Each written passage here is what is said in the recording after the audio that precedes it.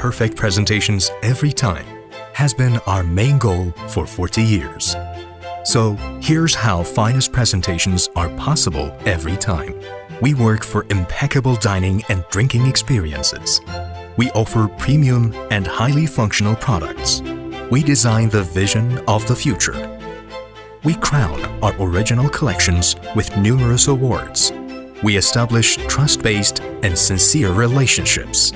With energy efficiency, we accomplish circular production. We make our biggest investment in humans. Bonna makes the finest presentations possible, each and every time. Bonna, passionately dedicated.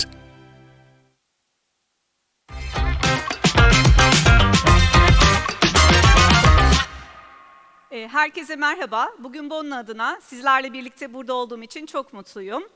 Bu yıl 5.'si düzenlenen gastroekonomi zirvesi bizleri kesişim noktası temasıyla bir araya getirdi. Sürdürülebilirlik sponsoru olduğumuz bu konferansta sadece gastronomiyi değil, sanatı, kültürü ve ekonomiyi birlikte konuşacağız.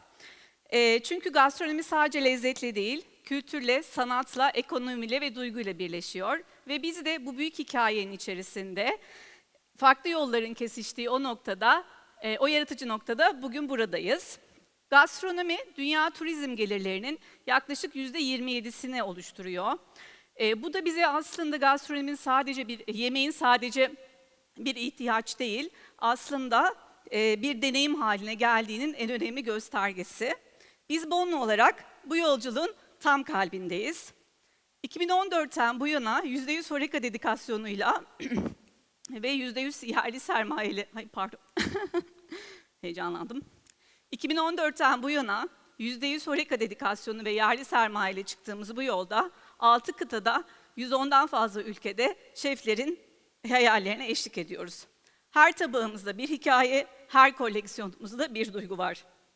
Ve şimdi bu yılın temasını kendi tabağında en güzel şekilde anlatan çok özel bir ismi sahneye davet etmek istiyorum. BREHM, Kesişen Kavşaklar sunumuyla sizlerle. Teşekkürler.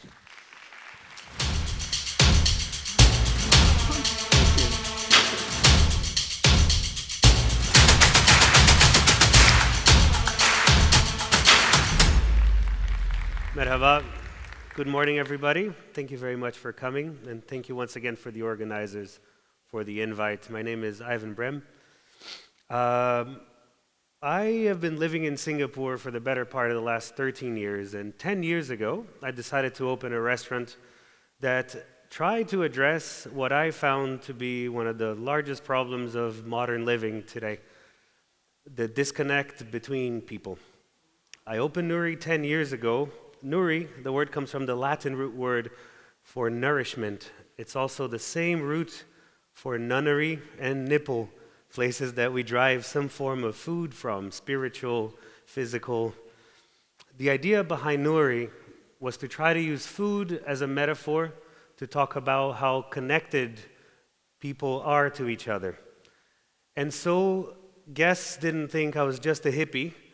I decided to throw research at the problem. Nuri opened alongside Appetite as a research center, and together with people from the academic community, folks from the British Library, Yale, the Food Anthropology Department at NYU, I set out to try to map out how is it that we are more alike than we are different.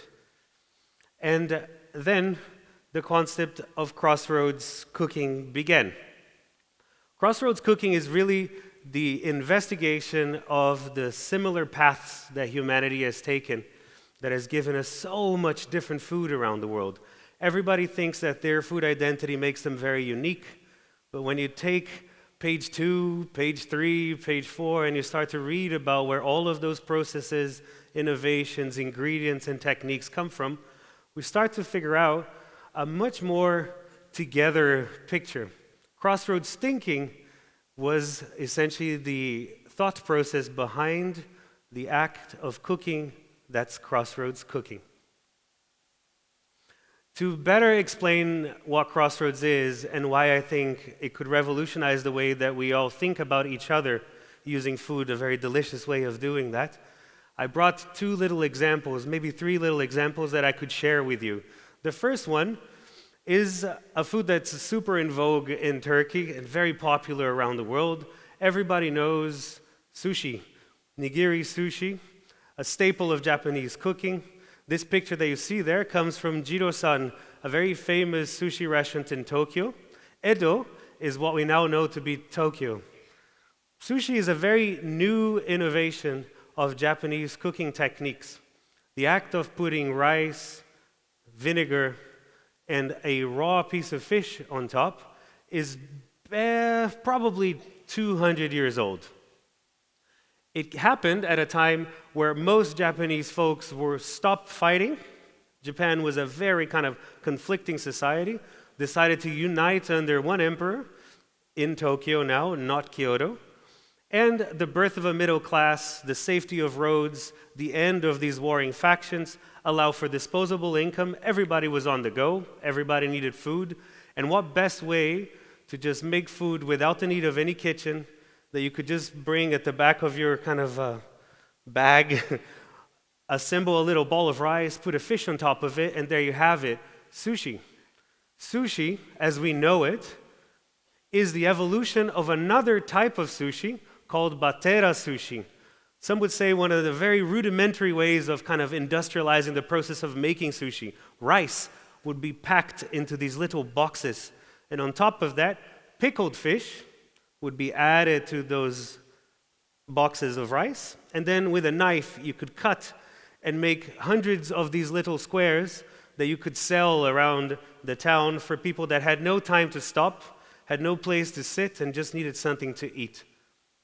That pickling of the fish and the serving of the rice was itself an evolution of another technique, a preservation technique called nara sushi. Nara means old. So fermented fish would be buried in rice and salt and allowed to cure and pickle, sometimes for 100 years. Today, if you go to Lake Biwa in Japan, you can eat nara sushi that is 100 years old. It smells a little, but it's very safe. That preservation technique would yield a product that was sweet, savory, sour, a little pungent, and would traditionally be served alongside steamed rice with pickled ginger. When you think of the first preservation sushi, nara sushi, and you think of the last evolution, edomai sushi, the beautiful tuna we saw earlier on, the flavors and tastes have been preserved, just refined. And the carbohydrate that was used to ferment is now used as the bottom of that beautiful slice of fish. A pretty interesting technique that has nothing to do with Japan. Rice isn't Japanese. Rice came to Japan together with Buddhism, tea, Taoism, lacquer, incense making. All of those bits arrived via Chinese intervention in Japan over a process that took almost 2,000 years to move from the Southeast Asia and Southeast China all the way to Japan. Nara sushi is a technique that was given to the Japanese by ways of Southeast Asia and Southeast China. These dishes that you see listed there, pekasam, fak, bagong, mao chao, all of these dishes are literally dishes of preserved fish buried in rice and salt, fermented over time. Nara sushi has its granddaddies in Southeast Asia and Southeast China, the birthplace of rice culture. I think it's pretty fascinating because I do not believe any food tradition. I was reading the newspaper the other day and saw the famous kebab wars that are happening between Turkey and Germany as Turkey tries to essentially hold ownership over kebab. I do not believe that any food tradition would stand the test of time if scrutinized in the way that we scrutinize it through Crossroads Cooking. Ultimately, the picture these traditions reveal is a picture of togetherness. The history of kebab is shared across humanity. At the base of it, there's a code. We'll talk about that code. This is the sushi version that we do in my restaurant. The same kind of flavor profiles. Instead of fresh steamed rice, we have a preserved rice cake, preserved fish paste, pickles, and pieces of fish, either pickled sardine, this is a famous sardine from Japan called toroiwashi, or a beautiful piece of tuna. Let's keep that aside and let's think about Europe now. Has anybody heard of gravlax? A preservation technique also very similar that would take salmon. Grav means grave or to bury, right? To dig a hole and bury something. This preservation technique is roughly 900 years old, maybe older. Fish would be wrapped around tree bark or mixed with cooked rye berries, another form of grain, salt, and allowed to pickle and preserve underground for many winters. When you wanted to eat it, you would either take that whole mass and cook it as it was, or you would scrape it clean and then put it inside bread and bake it. Those were the original gravlax, grave salmon. This is the evolution of gravlax. This evolution happened with a very unifying Europe, going through a process of a middle-class boom, where eating was also social status available to the majority of us. The taste of gravlax were preserved, but gravlax was now served on toast. Instead of the funk of fermentation, you had the funk of horseradish. Instead of the acidity of fermentation, you had the acidity of cream or sour cream. The dish evolved similar to the dish that evolved round about the same time in Japan that we know as sushi. It's pretty fascinating. These cultures have never really met. They didn't exchange any bit of information to learn those processes. In fact, what we see happen is through innovation over time, given similar conditions, people produce very similar food. Look at flatbreads, for example. People can fight over the birth of pizza or pita. They can look at lahmajuns or tostadas. We can look at Indian uttapams. But at the base of it is a sense of human ingenuity that's looking to make tasty food on a flat piece of bread that doesn't necessarily require a big freaking oven for us to make a stupendous meal. Stews. Do you think it's an accident that if you go to France and you eat a stew of beef known as pot au feu, and you go to Vietnam and you eat a braised stew of beef known as pho, do you think that's an accident? Do you think that pepper stew looks a little bit like our lamb bone marrow soups over here? It's no accident. It's no accident that for thousands of years, humans have been cooking cold by throwing fish and some form of acid in a little pot, mixing it together, and getting a ceviche. Ceviche is a really interesting story, actually. I grew up in Brazil, and in South America, everybody knows ceviche is a staple food of our Peruvian friends, except that it really isn't. 2,000 years before that, people from Austronesia, places like Indonesia, Malaysia, the Philippines, migrated for a journey that took about 1,500 years to the coast of South America and made ceviche dishes throughout that process. We've been making this food forever. Mandu from Korea sounds a lot like which Turkish food? Mantı, it's no accident. Mandu, manta, mantol. These are very much connected. Turkic communities from the Central Asian plateau moved dumplings both east and west in that process, leaving them all the way to Italy via Venice, sometimes places in Eastern Europe, like Georgia, like Poland, like Ukraine, and as far as China. In fact, mantol, which is the Chinese version of mantı, a bit more like a bun, looks just like a helmet from a Turkic invader. In fact, mantol, if you split the word, means barbarian head. Barbarian was a term the Chinese used to talk about food from abroad, food from the other. When we talk about food, we're not just talking about food from a place in a community, but we're also talking about food from a larger place in a larger community. This is our version of mantı.